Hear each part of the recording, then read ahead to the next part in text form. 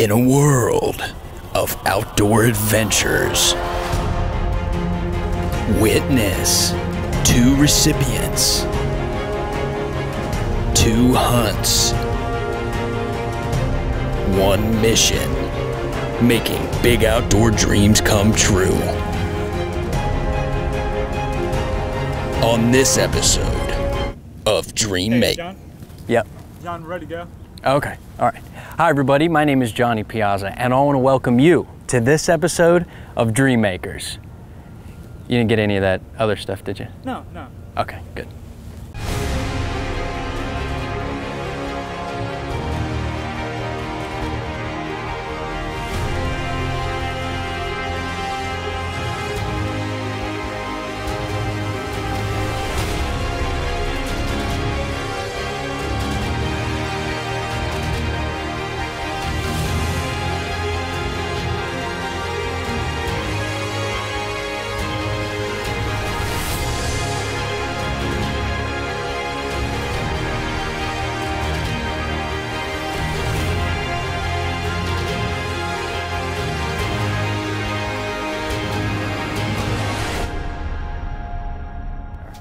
Welcome to Dream Makers, everybody. Now in this episode, we're gonna be joining up with a recipient that we've been on a hunt with in the past. Now on this trip, Cole's gonna be behind the trigger again, but this time, we're gonna be going after pronghorn. So for those of you that don't know, the Outdoor Adventure Foundation, their mission is providing kids under the age of 25 with life-threatening illnesses and disabled veterans with all kinds of outdoor adventures and just helping them get past the things that kind of bring them down and the troubles that they have in their life. And they do a phenomenal job of it. So this hunt is taking place in September, and that's about the best time that you can go pronghorn hunting. And the reason being is that those bucks are gonna be in the rut and they're gonna be covering a lot of ground, looking for does, looking for fights, and it's gonna be easier to get a hunter in close for a shot. Cole has actually gone on a previous hunt for a mule deer and he took quite a nice buck. So he's all pumped up to be joined by his dad going after a pronghorn. When Cole was diagnosed with his disease a year ago, that was a pretty low time for us. At first we weren't sure if he was ever gonna walk again, and through the good help we got at Mayo, he recovered. A friend of mine is on the board at Outdoor Adventure Foundation, and he heard from a colleague at work about Cole's condition and what he was going through. And so he contacted me and he said, you know what, we'd like to take Cole on a hunt. And that was just such awesome news. I'd heard of the Outdoor Adventure Foundation before that, but I never really dreamed we'd be involved with it. Hopefully nobody ever has to because of the conditions, but for Cole to be able to receive a hunt like this from the foundation is just amazing. Last year when he went on his hunt, he was still recovering and it just took his mind off that completely. Once he heard about the hunt, for the next couple months, that's all he could think about. And when we were on the hunt, I guarantee you, he never thought once about Mayo Clinic. He thought about hunting. To be able to go on this antelope hunt was really special for us again. We're just humbled and grateful that the foundation allows us to do this. And we're super grateful for all the work that the members do at the foundation, and especially for the sponsors. I know Brian and his crew, they do a lot of work, but they can't do anything if they don't have sponsors. And you guys that are sponsoring this club, just know that you're making a difference. It's just absolutely life-changing. We really appreciate it. So before the guys start pounding the pavement for some pronghorn, they're gonna meet the landowners. Mary and Nancy Schaefer and his son Cole. Cole, nice to meet you. Nice to meet you. We told Brian earlier anything 17 inches or bigger is fine. Wow, Yeah, they're everywhere. No, are your sights a little bigger than that? You're okay with that? Never shot an antelope, probably. We're going to have to improvise. We should find something, whether they'll stand or whether they'll get Sure us looks time. like antelope country. That's So for have sure. you hunted antelope before? Long time ago. Long time ago. Yep. Okay. The first antelope I ever killed, I was 16 years old. Oh, well. And then And I aren't shot you another one 16? about 30 years 15. ago, so it's been a while.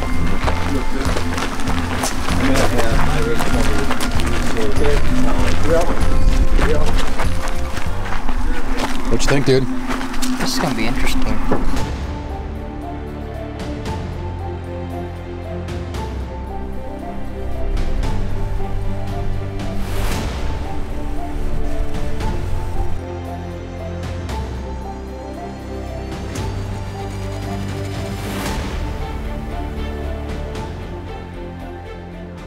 So the guys don't waste any time on this hunt. They get on the antelope pretty dang quick. Range him again here. Range him just for... I wasn't too nervous. I just was a little nervous that I'd wound it, because that's the worst feeling you could have. I stood still on the hill and we got all ready. We got the stool out. We jumped outside the truck, got the stool out, and we got the lead sled out, and we got all up on it. And we just waited for it to turn broadside. Wait till he stops.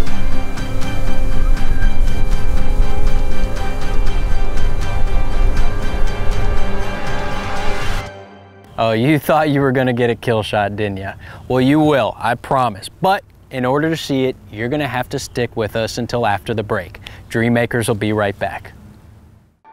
These dreams were made possible by Cullen Children's Foundation, SANFORD Health, the Ingolstadt Foundation, and Shields.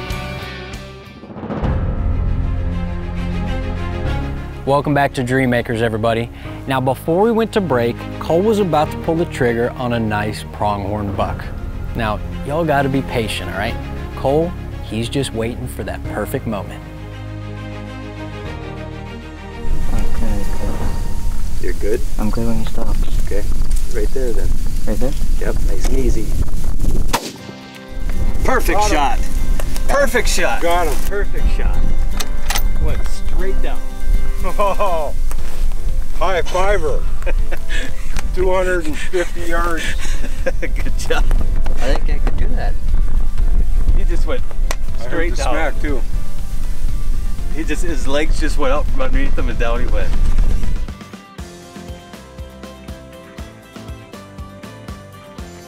I'm pretty proud. I'm just not gonna lie to you. That was a really good shot.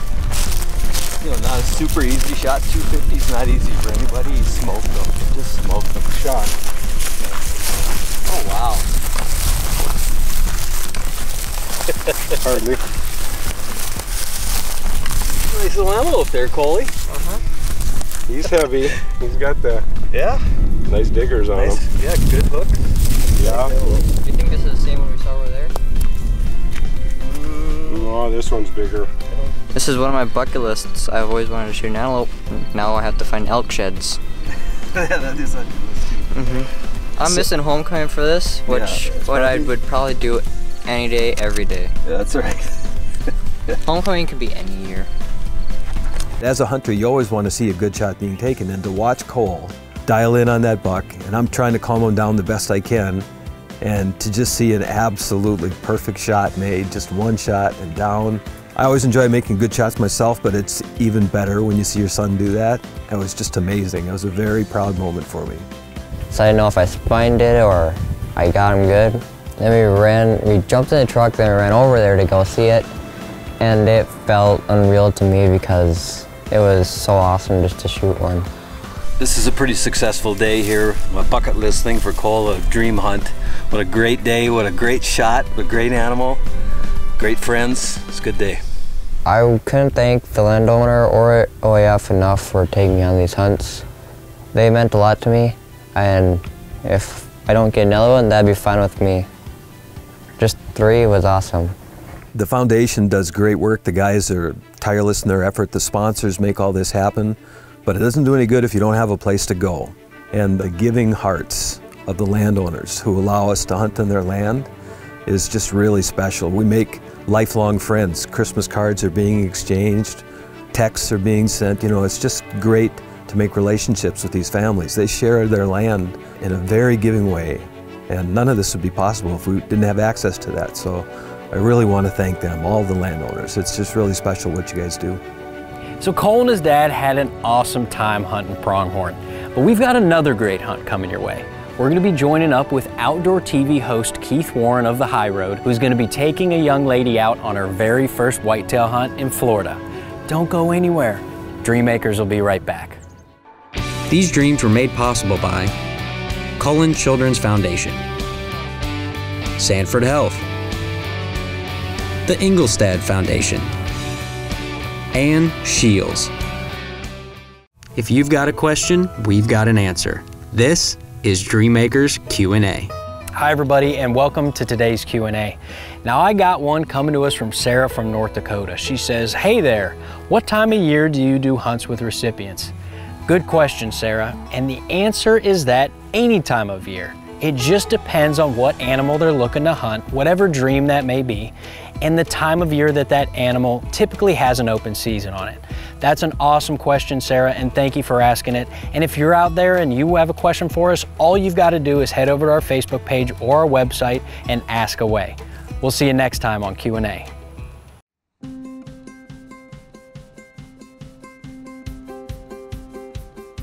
Welcome back to the show, everybody. Now we're about to go on a whitetail hunt, and we're not going to Nebraska, Missouri, or even Texas. We're going somewhere a little bit different. We're going down to Florida, the Everglades of Florida, which is some of the harshest conditions that you can possibly hunt whitetail in. But that being said, a Florida whitetail deer is quite the trophy. Now typically the further south you go, the smaller the deer are gonna be. Down south, they typically don't have that nutrition in the ground that grows those big northern bucks. For example, when you get up in Canada, you got those big 275-pound monsters, but down here in Florida, 125 pounds is a decent sized deer.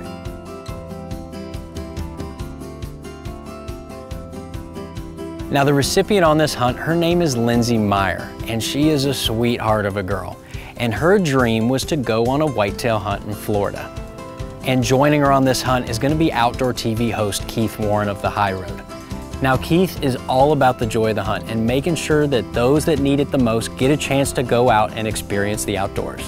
You know, there's lots of good charities out there, and I'm involved with a lot of them, but there's only one, like the Outdoor Adventure Foundation. You know, most people watching have probably heard of Make-A-Wish Foundation, and I hope you have, because that's a good organization too. But years ago, they started making it where it was where they would not grant wishes to take kids hunting, and I thought that was wrong. And all of a sudden, that's where the Outdoor Adventure Foundation comes in. The Outdoor Adventure Foundation takes kids hunting and takes kids fishing and takes wounded warriors and people that are really, they have life-threatening illnesses and people that need the therapy that the outdoors provides. And so when Make-A-Wish wouldn't take care of people that I thought needed to be taken care of, and the Outdoor Adventure Foundation stood up, I started supporting the Outdoor Adventure Foundation.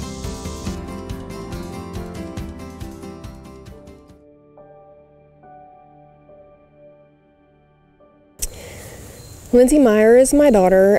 She was diagnosed with a brain tumor back in 2012. She had the radiation and chemo.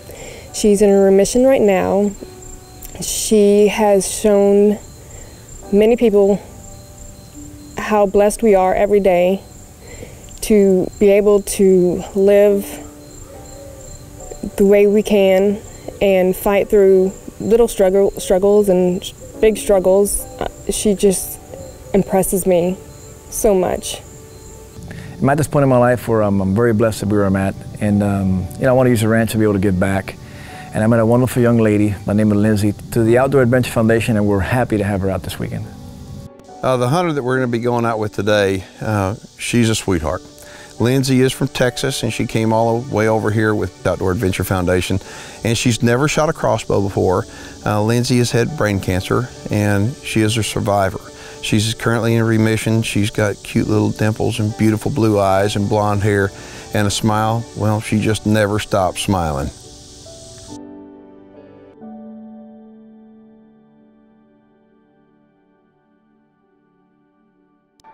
These dreams were made possible by Cullen Children's Foundation, Sanford Health, the Ingolstadt Foundation, and Shields.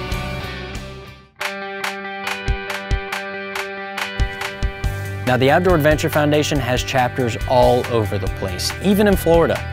And if you're out there and you want to get involved or you want to start a chapter in your state, all you've got to do is reach out to the founder of OAF, Brian Solom. He's very available and you can call him anytime and he'd be happy to answer any questions and get you out there and making big outdoor dreams come true.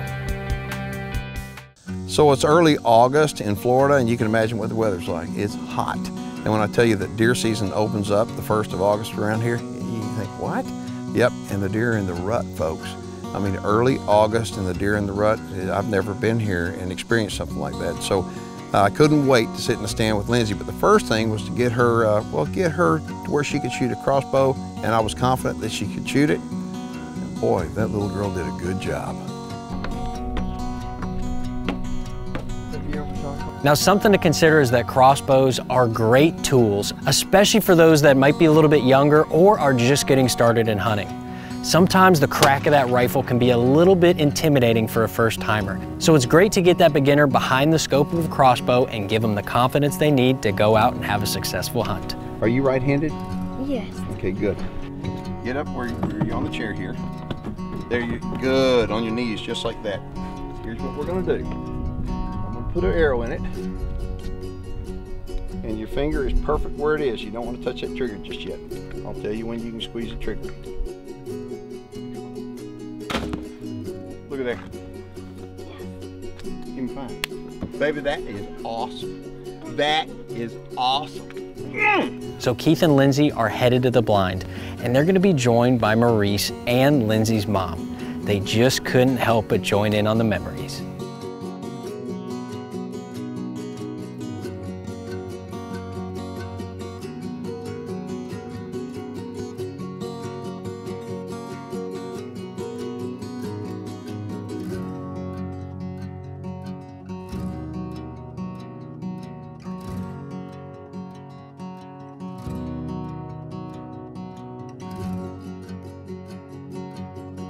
Now this is a cool time of year to be hunting whitetail. The grass is green, the weather is good, and Keith and Lindsay are enjoying themselves watching a few does. And then out of nowhere, a buck appears.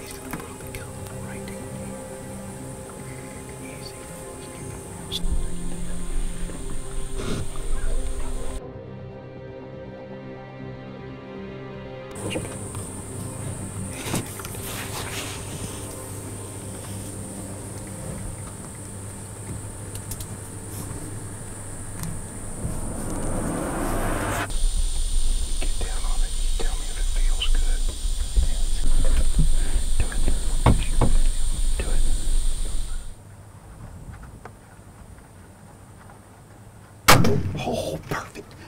Look at that camera and tell them what you just did. I just shot a Florida deer. She sure did. Give me a hug. Okay, this was a long time coming, I'm telling you what. Mo, get over here. Get over here, okay? Come on, Aaron. We are in a great big stand, folks, and we're at Big Cypress Whitetails, and we have a special hunter with us right here. She did amazing. And she is an amazing young woman, and she is an amazing shot. And I'm jealous because I've never killed a Florida deer before, and I think that's pretty doggone cool. So, yep, well, good job. Let's go downstairs and see what we got. Okay. All right. Good job, Lindsay.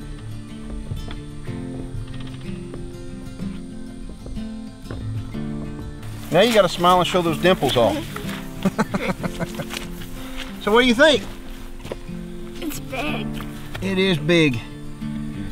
And tell everybody about shooting a crossbow. Was it hard? No, it was just like shooting a regular rifle. I mean, it really is. It's pretty cool. A crossbow is a wonderful thing, and in Florida, crossbows are legal in archery season. And I want to tell y'all something. This guy right here, Maurice, he is absolutely, he is a prince of a man. He's a good example for other men to follow. You really are. And he is a friend of the deer industry. He is a deer enthusiast. He's a deer farmer. He's a rancher. Got a lot of property down here in South Florida. And out of the goodness of his heart, he has opened up to the Outdoor Adventure Foundation for us to get Lindsay over here. And so you did a good job, baby. And Maurice, thank you. Thank you. And look at these dimples. Now smile. Look at those dimples. Isn't that cute? You know, the best hunt is when you can look at the recipient's face and tell that they just genuinely had an awesome time. And Lindsay is all smiles, and you can tell that her dream has officially come true. I just shot him on Florida deer. Thanks to people like Keith Warren and Maurice. They devoted the time and the effort to make sure that she had an outdoor adventure of a lifetime. Seeing Lindsay take the deer in such a professional manner, that made me realize, you know what, Lindsay, like most people that have gone through life-threatening illnesses like that, they mature real quickly, and Lindsay is way mature beyond her years. It wasn't about the kill for her, it was about just coming and having an outdoor adventure. And so I just got to be a part of that adventure, and I love being a part of it, and I appreciate the guys at the Outdoor Adventure Foundation for bringing her out here, but I really appreciate the Kayan family for hosting us.